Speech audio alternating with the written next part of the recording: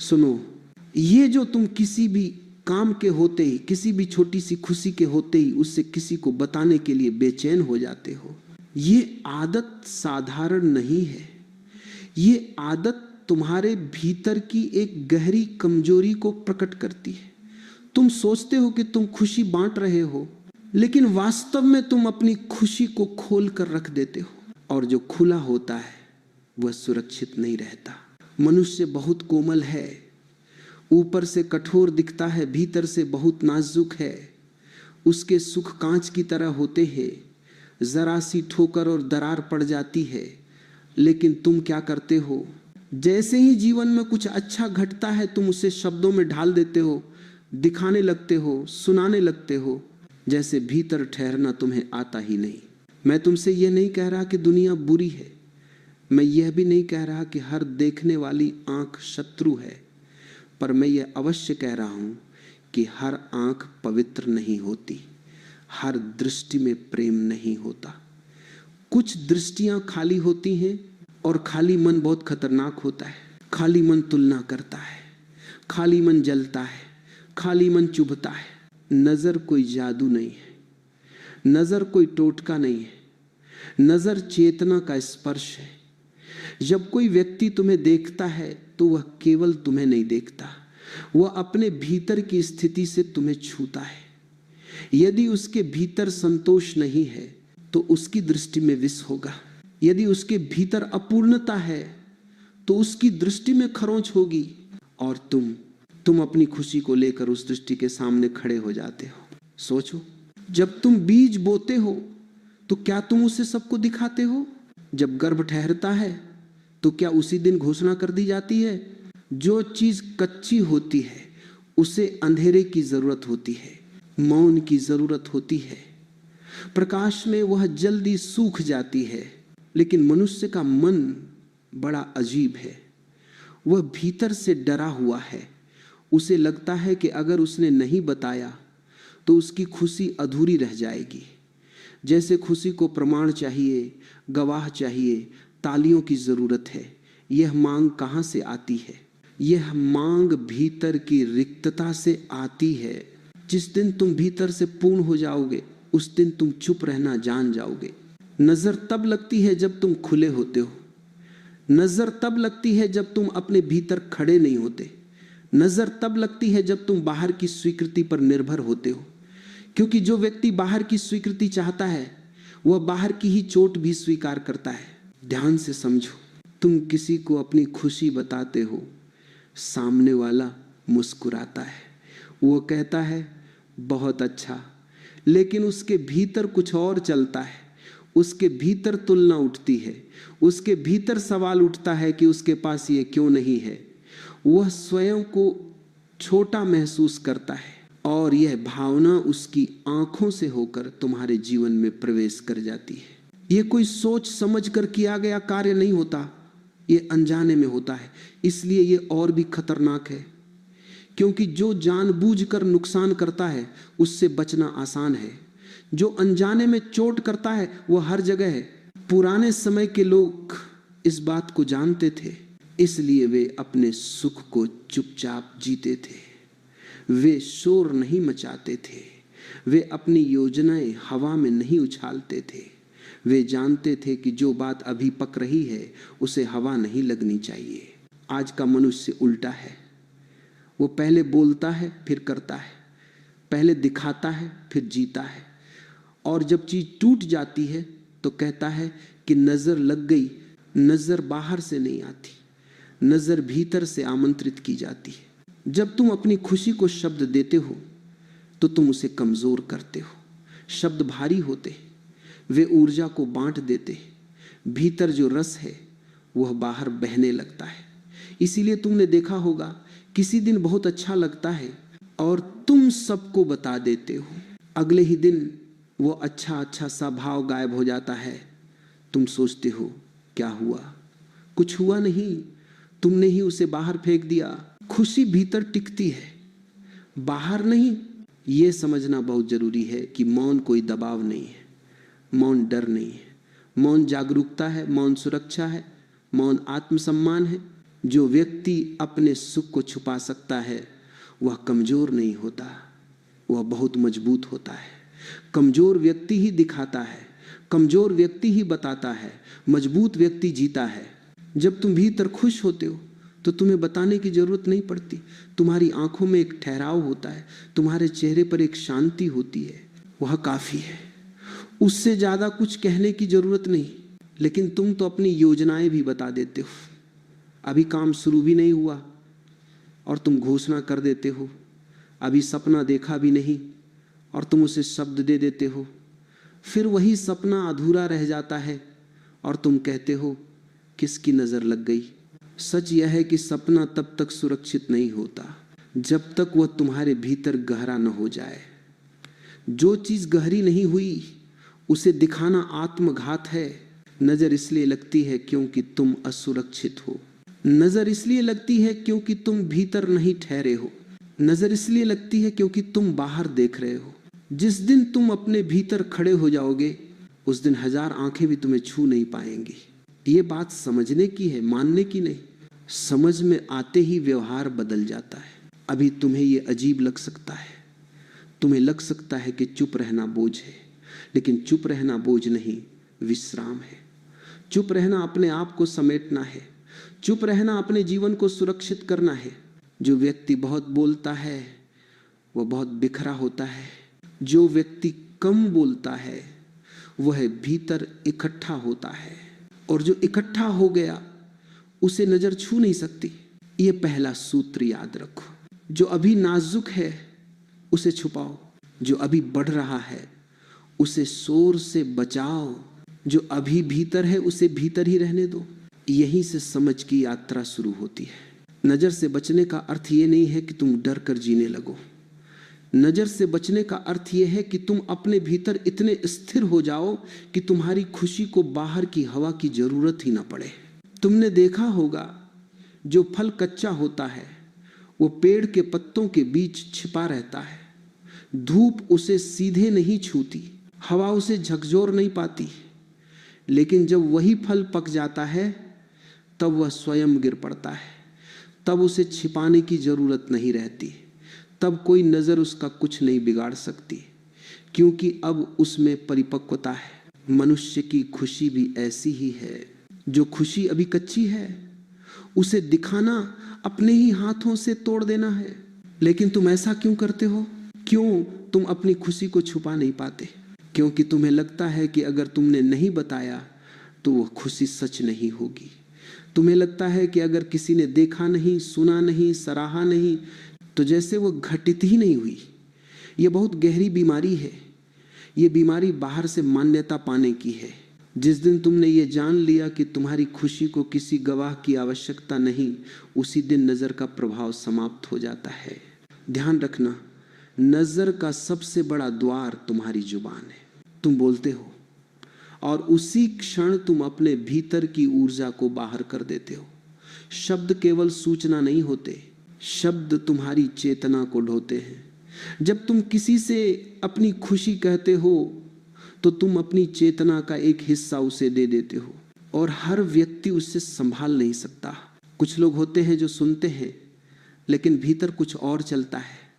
उनके भीतर ईर्ष्या उठती है, चाहे वे उसे स्वीकार न करे। उनके भीतर तुलना उठती है, चाहे वे मुस्कुरा कर बधाई दे। यह सब बाहर से दिखाई नहीं देता, लेकिन भीतर घटता है, और भीतर की वही हलचल दृष्टि के माध्यम से तुम्हारे जीवन को छूती है। इसलिए समझो, छुपाना छल नहीं है, छुपाना झूठ नहीं है, छुपाना आत्मरक्षा है। जब तुम अपने सुख को छुपाते हो तो तुम किसी से कुछ छीन नहीं रहे, तुम बस अपने भीतर उसे पकने का समय दे रहे हो। जो पक गया उसे फिर कोई कच्चा नहीं कर सकता। पुराने समय में लोग कम बोलते थे। इसका कारण यह नहीं था कि उनके पास कहने को कुछ नहीं था। कारण यह था कि वे जानते थे कि जो अनावश्यक है वह बोलने योग्य नहीं। वे जानते थे कि हर सत्य को उजागर करना बुद्धिमानी नहीं है। आज तुम सब कुछ खोल कर रख देते हो, अपनी योजनाएं, अपने संबंध, अपने सुख, अपनी उपलब्धियां, और फिर कहते हो कि सब कुछ बिगड़ क्यों जाता है। तुमने कभी देखा है जब कोई प्रेम नया होता है तो वह कितना नाजुक होता है। अगर तुम उसे सबको बताने लगो तो वह भारी हो जाता है। लोगों की राय, लोगों के सवाल, लोगों की तुलना, यह सब उस प्रेम को दबाने लगता है और धीरे धीरे वो प्रेम दम तोड़ देता है। फिर तुम कहते हो किसी की नजर लग गई। नजर नहीं लगी, तुमने उसे खुला छोड़ दिया। जो चीज भीतर सहजी जाती है वही टिकती है, जो चीज बाहर टांग दी जाती है वही टूटती है। मौन इसलिए मूल्यवान है क्योंकि मौन में ऊर्जा बिखरती नहीं। मौन में तुम एकत्र होते हो, मौन में तुम अपने भीतर की शक्ति को समेटते हो। लेकिन ध्यान रखना, मौन का अर्थ ये नहीं कि तुम भीतर दबाव पैदा करो। मौन का अर्थ ये नहीं कि तुम घुटन में जियो। मौन का अर्थ है बिना बताए जीना। जिस दिन तुम यह कला सीख लेते हो उस दिन तुम्हारे जीवन में एक अद्भुत स्थिरता आ जाती है। तुम्हें फिर यह चिंता नहीं रहती कि कौन क्या सोचेगा। तुम्हें फिर यह डर नहीं रहता कि कौन क्या देखेगा। तुम्हें फिर यह आवश्यकता नहीं रहती कि कोई तुम्हें स्वीकार करे, क्योंकि अब तुम स्वयं को स्वीकार कर चुके होते हो। नजर तब काम करती है जब तुम्हारे भीतर खालीपन होता है, जब तुम्हारे भीतर एक प्रश्न होता है, क्या मैं सही हूं, क्या मैं सफल हूं, क्या मैं खुश हूं। यह प्रश्न तुम्हें बाहर की ओर मोड़ देता है और बाहर वही होता है जो तुम्हें चोट पहुंचा सकता है। जो व्यक्ति भीतर से निश्चिंत है वह चुप रह सकता है। जो व्यक्ति भीतर से डरा हुआ है वह बोलता है। इसलिए मैं तुमसे यह नहीं कह रहा कि दुनिया से छुप जाओ, मैं तुमसे यह कह रहा हूं कि अपने भीतर से जुड़ जाओ। जब तुम भीतर से जुड़ जाते हो तब बाहर की हर दृष्टि कमजोर हो जाती है। तुमने देखा होगा कुछ लोग होते हैं जिनके पास सब कुछ होता है फिर भी वे दिखाते नहीं, और कुछ लोग होते हैं जिनके पास कुछ भी नहीं होता फिर भी वे बहुत दिखाते हैं। यह फर्क वस्तुओं का नहीं है, यह फर्क चेतना का है। जिसके भीतर संतोष है वह चुप रह सकता है, जिसके भीतर असंतोष है वह शोर करता है। और शोर हमेशा निमंत्रण होता है, शोर हमेशा बुलावा होता है। नजर को बुलावा मत दो।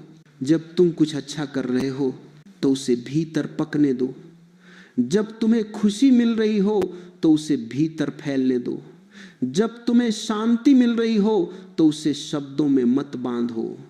शब्द छोटे होते हैं, शांति बड़ी होती है। जो चीज शब्दों से बड़ी है उसे शब्दों में मत उतारो। यह भी समझो कि कभी कभी अपनी ही दृष्टि भारी हो जाती है। जब तुम बार बार अपनी खुशी को दोहराते हो, जब तुम बार बार उसी के बारे में सोचते हो तो तुम उसे बोझिल बना देते हो। भीतर का सहज प्रवाह रुक जाता है। सहजता मौन में रहती है, सहजता प्रदर्शन में नहीं रहती। इसीलिए जो व्यक्ति जीवन को सहजता से जीना चाहता है उसे चुप रहना सीखना पड़ता है। उसे अपनी उपलब्धियों का ढिंढोरा नहीं पीटना पड़ता, उसे अपने सुख का प्रमाण नहीं देना पड़ता। वह जानता है जो घटा है वह घटा है। किसी के जानने या न जानने से उसमें कोई कमी नहीं आती। ये समझ आ जाए तो नजर का भय समाप्त हो जाता है, क्योंकि अब भय का आधार ही मिट गया। तुम चुप रहो लेकिन भीतर जागे रहो। तुम छुपाओ लेकिन डर से नहीं, समझ से। तुम कम बोलो लेकिन भीतर गहराई से जियो। यही संतुलन है, यही सुरक्षा है। अब अंतिम बात को बहुत शांत होकर समझो। नजर से बचने का अंतिम उपाय छुपाना नहीं है। नजर से बचने का अंतिम उपाय है भीतर इतना गहरा हो जाना कि बाहर की कोई दृष्टि तुम्हें छू ही ना पाए। शुरुआत में चुप रहना एक अभ्यास होता है, लेकिन अंत में चुप रहना स्वभाव बन जाता है। तब तुम कोशिश नहीं करते, तब तुम स्वाभाविक रूप से कम बोलते हो।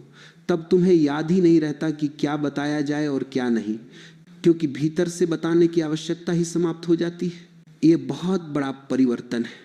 जब तुम भीतर स्थिर हो जाते हो तब नजर का सिद्धांत अपने आप निष्प्रभावी हो जाता है, क्योंकि नजर हमेशा सतह पर काम करती है। जो गहराई में उतर गया उसे सतह की हलचल क्या हानि पहुंचाएगी।